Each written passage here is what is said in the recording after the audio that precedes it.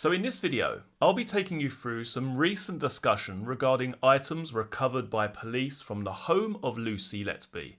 And we also hear from a mother who in 2016 believes she had her own strange experience with Lucy Letby. Medical expert Dr. Evans wants all 257 cases Lucy Letby kept details on to be fully investigated. Dr. Evans, who said at the nurse's trial that warnings were missed, urged police and the Crown Prosecution Service to consider notes she kept on hundreds of babies. Letby was jailed with a whole life order at Manchester Crown Court last month for the murders of 7 babies and attempted murders of 6 at the Countess of Chester Hospital. Dr. Evans, who began investigating the case in 2017, said he was not told about the 257 histories until after he had finished giving evidence. Dr. Evans said the defence tried to explain this away by saying that Lucy Letby was simply a hoarder. But the alternative interpretation of that is that she may have tried to put all of those babies in harm's way. I wouldn't be happy to close the file, until all of those 257 cases were looked at. The prosecution said Letby's methods of harm included injecting air and insulin, force-feeding an overdose of fluids, and causing impact-type trauma. Paediatrician Dr. Evans, prosecuting expert in cases including the murder of Tot Finley Bowden, thinks Letby changed methods after a course. He said, quote, "Letby did not turn up to work one evening and say, 'I'm going to inject some air into this baby.' I was told towards the end of the trial she had been on an intravenous course. She'd have been told about the dangers of air getting into the circulation 1 week or 2 weeks prior to the first fatality."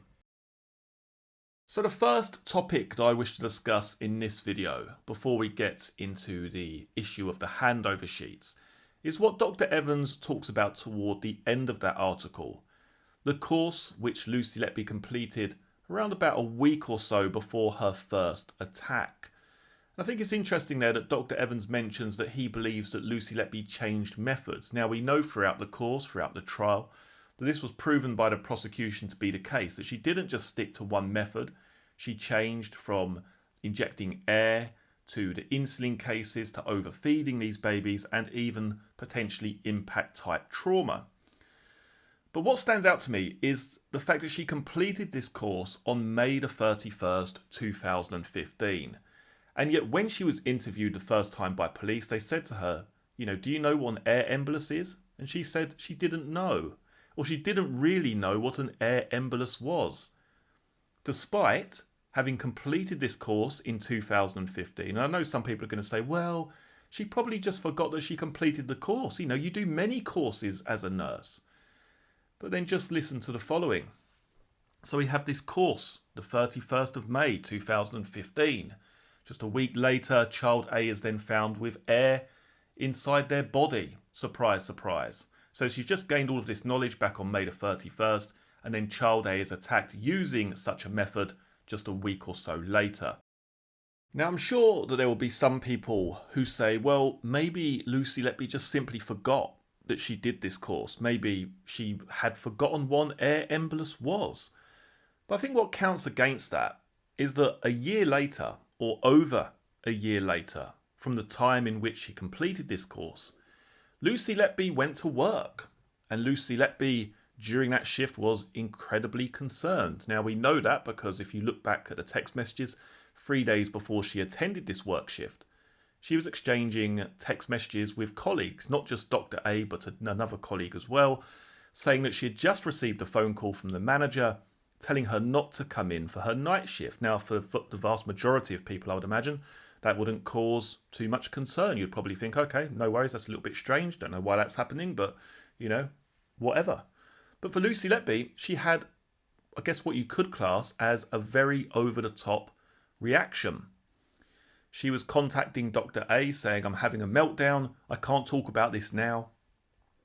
And you could really tell, you could really get a good sense from the text messages which were shown in court that Lucy Letby was deeply concerned by this. And Nicholas Johnson said, so just a mere telephone call was enough to have you feeling like this, that you were having a meltdown plus, and that you couldn't concentrate, and that you were crying, and this, that, and the other. And she said, Well, it wasn't normal. It's not normal for the manager to call me and this, that, and the other. And there was this sort of discussion. But anyway, so you could tell that she was a little bit concerned, shall we say, by this telephone call telling her not to come in for her night shift. And again, this is over a year since she had completed that course on the dangers of air embolus. She then goes to work and she's looking after a child who was not on the indictment. And during that shift, 7 hours into her shift, she found a piece of medical equipment that was supposedly faulty.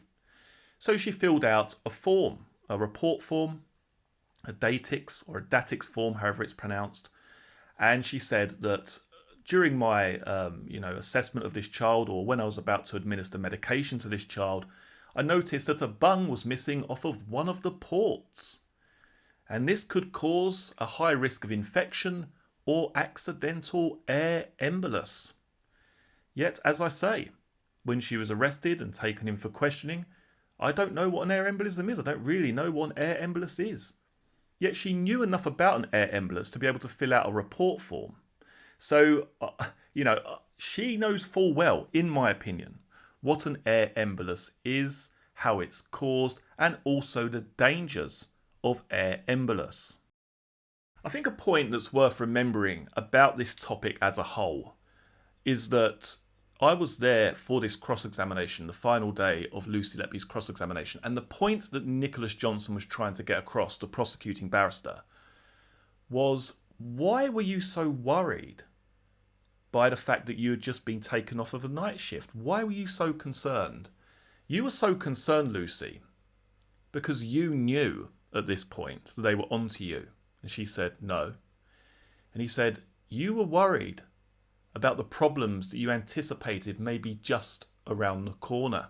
She said, no.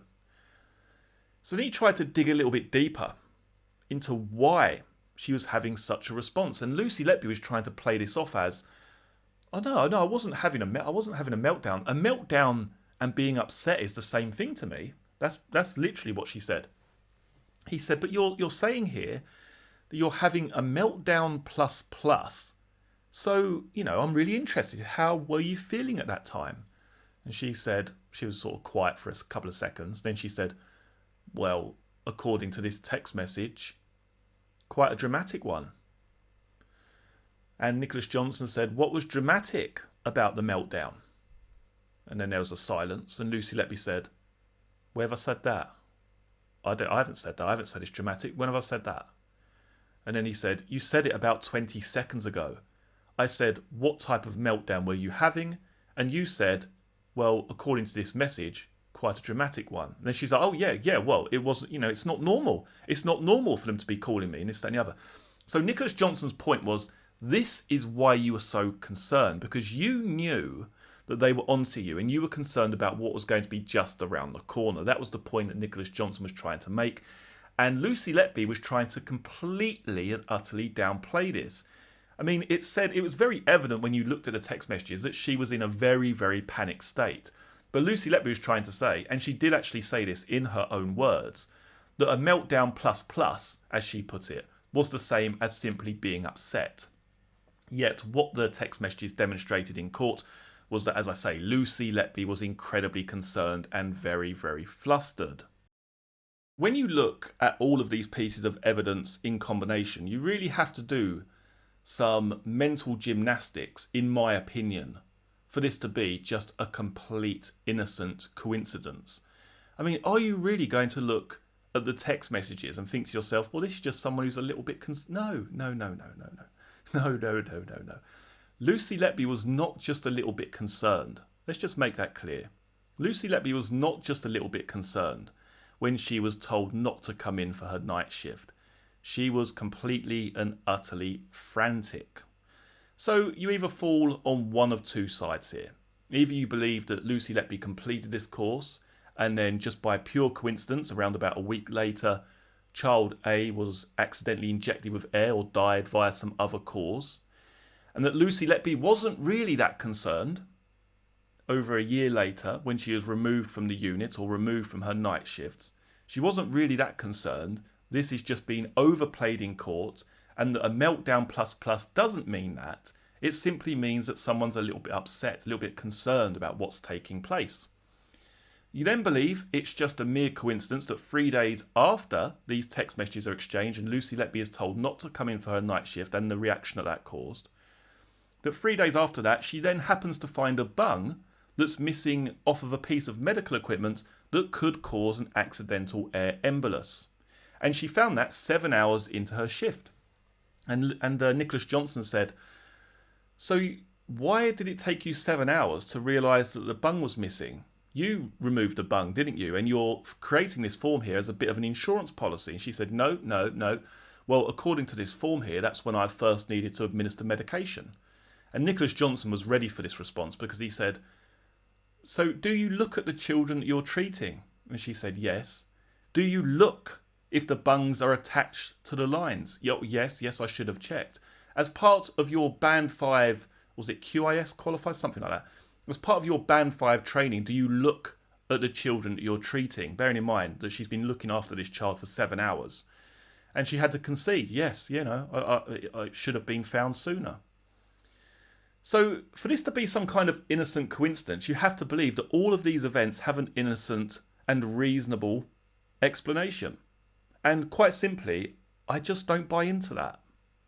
I don't buy into that at all. I mean, do you genuinely think that just 3 days after being completely and utterly panicked by the fact she'd been told not to come in for a night shift, that she just happened to find a piece of medical equipment that could cause an air embolus?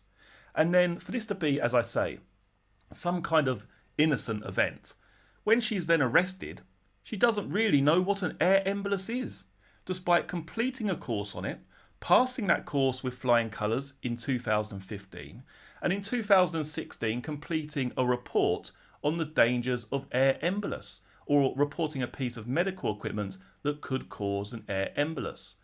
Yet in police interview, she didn't know what an air embolus was. Now, it's really important that I make the following point incredibly clear. It wasn't the case that the prosecution had turned around and said, "Hang on a minute here, Lucy Letby is reporting this piece of medical equipment, and then lo and behold, it could cause X, Y, and Z. No. That's not what happened. Lucy Letby filled out this DATIX form, and it was a series of drop-down boxes. So Nicholas Johnson is showing this on the screen. This is obviously being filled out on a computer. And he said to Lucy Letby, "Are these your selections from the drop-down menu?" And Lucy Letby said, "Yes." And Lucy Letby had ticked on this form that the fact that the bung was missing could cause a high risk of infection or accidental air embolus. These were Lucy Letby's words, not the prosecution. It wasn't the prosecution saying, "Oh yeah, there's a bit of faulty equipment here and it could cause X, Y, and Z." These were Lucy Letby's own words, as in, this is a bung which is missing off of this piece of medical equipment, and from the drop-down menu she had selected, could cause accidental air embolus. It's really important to remember that these were Lucy Letby's own words. So now let's touch upon the 257 handover sheets recovered from Lucy Letby's property by the police. What are my own thoughts on why they were found in Lucy Letby's home?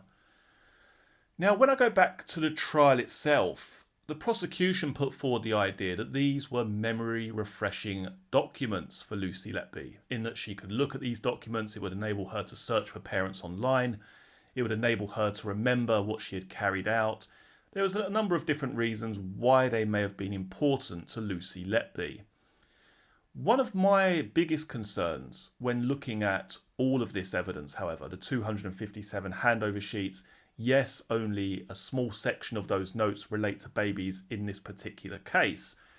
But my opinion for why Lucy Letby had them was that she was looking for potential victims. This wasn't just a case of, "Oh, I've just brought these papers home, they've come home with me," as Lucy Letby said in court, Oh, let's not even get into that, we'll get into that later. But my own opinion on why she had them was that she was looking for potential victims. One of the reasons that I say that is that a story came out online during the trial of Lucy Letby, where a mother gave her own experience of possibly encountering Lucy Letby after having a C-section. Take a listen to the following. Now, this lady posted online and she stated the following. Yes, I had a weird experience where I was left in recovery for 4 hours after a C-section with my little girl put on my chest. Nobody came to check on me with being so busy, so I fell asleep. I woke up to a lady snooping in my notes and congratulating me, then left. I thought it was weird at the time and told my mum. Then her picture come up in the news when everything come out and I knew it was her. At the time, I also questioned why my little girl never went to neonatal with being underweight. Once I learnt of this, I was thankful she never went. And again here, this lady, in reply to another comment, says the following. It was a sense of snooping through my notes, not just checking my notes, because she didn't check me over, even after being left for so long in recovery. And it wasn't the nurse that was meant to be looking after me, so this wasn't her designated nurse, who this lady came across. It was a feeling of looking at my notes, congratulating me and walking off very quickly. All mother and children baby units are all in one building to one side of the hospital, so all together. I have in mind I felt this way before I even heard of the investigation. So what stands out to me about this lady's post is the fact that she found it concerning at the time, or weird enough, I should say, to have mentioned it to her own mother. So this wasn't just a case of this investigation taking place, the trial and unfolding, the media attention, and then this lady's just remembered, oh yeah, that was quite weird. She found it odd at the time. Do we find it that surprising that someone matching Lucy Letby's description was going through this mother's notes, then saying congratulations and scurrying away? To me, it sounds exactly like something Lucy Letby would have done. Why would she have been checking through this mother's medical notes? Someone who didn't even check her over. Again, look at what is being stated here. This was someone who came into the room. This lady was asleep. She woke up to find someone matching Lucy Letby's description going through her medical notes. In my opinion, Lucy Letby took home these notes so she could either revise what was written on there or she could look for someone who may be a potential future target. It's also worth noting here that the lady states at the bottom of her post that her little girl was born in February 2016, so Lucy Letby would have indeed been working at the Countess of Chester at that time. So if this was indeed Lucy Letby, and again, this mother does seem very certain of who she saw, why would Lucy Letby be looking through this mother's medical notes? Could it be that she was looking at the mother's condition, seeing if this child was going to make its way to the neonatal unit? Is that a possibility? The feeling that I get with Lucy Letby is that there is a very calculating and cold edge to this individual. And I'll explain this a little bit more in future videos, but the feeling that I get is that all of these handover sheets, regardless of whether they're found at her home, at her parents' address or wherever, they all had a specific purpose. I genuinely believe, and again this is just my own opinion here, that Lucy Letby was snooping or scoping out potential victims. And is this an instance, I guess not in real life, but of Lucy Letby in person, going into some room where this lady was asleep and snooping through her records, doing exactly that, looking at where this child would end up, looking at the condition of the mother. Again, just my own personal speculation there. Another point worthy of discussion regarding what was recovered from Lucy Letby's property is not so much what was recovered during the first search in 2018, but what was later recovered at her parents' address a year later. Now, I can't explain exactly what took place here, and it wasn't really alluded to or made any real big sort of deal of during the court or trial process. But something that has stood out to me is that Lucy Letby was found to have another 6 pages of medical documentation during the second arrest. Now, this does appear incredibly strange to me. I'll explain to you why. So Lucy Letby was first arrested in July of 2018. This wasn't just a case of Lucy Letby going in for questioning and then being released. No. They dug up Lucy Letby's front garden. They dug up Lucy Letby's back garden. There was a thorough search of her Westbourne Road property in Chester. They also searched her work address at the Countess of Chester Hospital and also her parents' address in Hereford, all on the same day. Yet 1 year later, police discovered 6 further pages of medical notes at her parents' address. They also found a handwritten note in a black bin bag in Lucy Letby's garage at her Westbourne Road home. So my question has always been, where were those 6 pages of medical notes in 2018? Did Lucy Letby have somewhere possibly outside of the property where she's storing this medical documentation? Or did the police simply fail to find these documents during the first search? As always, many thanks for joining me for this video. If you are new to the channel, don't forget to hit the like button and subscribe down below for future content regarding this case. And very shortly you'll be able to see the Lucy Letby playlist, which has all of the videos that I've created regarding the trial and the case of Lucy Letby, all in one convenient folder. Many thanks for joining me for this video. I look forward to seeing you all again for the next one. Take care. Cheers.